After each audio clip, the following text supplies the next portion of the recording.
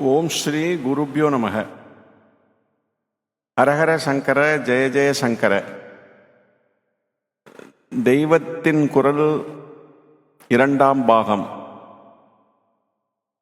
அத்தியாயம் 6 அங்கங்கள்.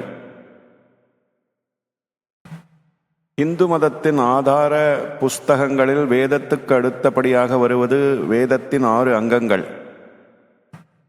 வேதத்தை ஒரு மூர்த்தியாக சொல்லும்போது அந்த வேத புருஷனுக்கு பல அங்கங்கள் இருக்கின்றன. வாய், மூக்கு, கண், காது, கை, பாதம் என்ற 6 அங்கங்கள் இருக்கின்றன. இவற்றை ஷட், அதாவது 6 அங்கம், ஷடங்கம் என்று சொல்வார்கள். சடங்கு என்று சொல்லுவது அந்த வார்த்தையிலிருந்து தான் மருவி வந்தது. அந்த 6 அங்கங்களாவன: சிக்ஷை, எழுத்து இலக்கணம்; வியாக்கரணம், சொல் இலக்கணம்; நிருக்தம், நிகண்டு; கல்பம், கர்மானுஷ்டான முறை;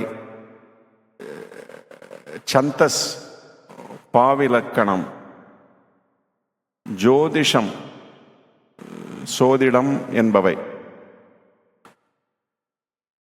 பிராமணன் வேதங்களையும் இந்த 6 அங்கங்களையும் தெரிந்து கொள்ள வேண்டும். முதலில் வேதாத்தியனம் செய்ய வேண்டும்.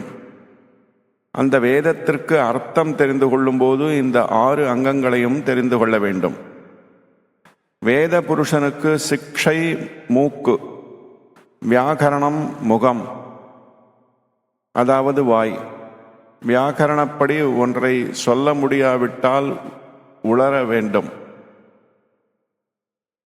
கல்பம் கை, நிருக்தம் காது, சந்தஸ் பாதம், ஜோதிஷம் கண்.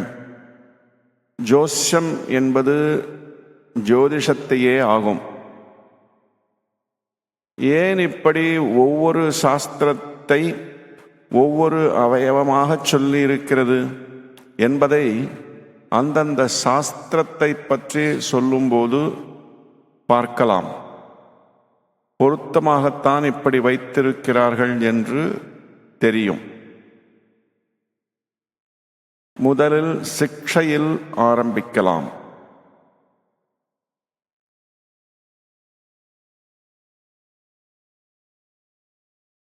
சிக்ஷை நாளை தொடரும். ஓம் சாந்தி சாந்தி சாந்தி.